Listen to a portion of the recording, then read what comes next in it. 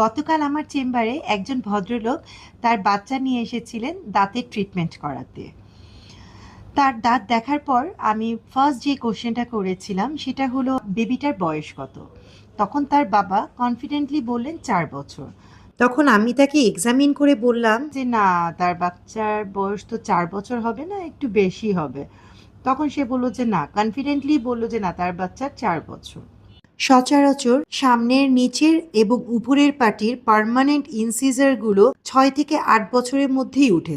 আপার এবং lower first molar ওঠে 6 থেকে 7 বছর বয়সে, যা অলরেডি ওর উঠে গিয়েছে। ইভেন আপার ফার্স্ট প্রিমোলারও মাড়ির কাছাকাছি চলে এসেছে। আপনার বাচ্চার বয়স সম্পর্কে ভুল তথ্য দেয়া যাবে না, এতে আপনার বাচ্চারই ট্রিটমেন্ট ক্ষতিগ্রস্ত হতে পারে। তাই আমি অভিভাবকদের উদ্দেশ্যে একটা কথাই বলতে চাই যে আপনারা যদি প্রপার ট্রিটমেন্ট চান, কখনোই বাচ্চার বয়স ভুল করেও ভুল বলা যাবে না। কারণ 6 বছর থেকে 14 বছর পর্যন্ত এই স্টেজটা হচ্ছে মিক্সড ডেন্টিশন। এই সময় স্থায়ী দাঁত থাকে এবং অস্থায়ী দাঁত থাকে।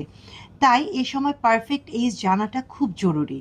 কারণ বাচ্চার বয়সের উপর ডিপেন্ড করে তার ট্রিটমেন্ট প্ল্যান। যেমন কোনো বাচ্চার বয়স 5 বছর হলে তার একরকম ট্রিটমেন্ট প্ল্যান হবে, আবার তার বয়স যদি 10 বছর হয় তখন তার ট্রিটমেন্ট প্ল্যান হবে ভিন্ন।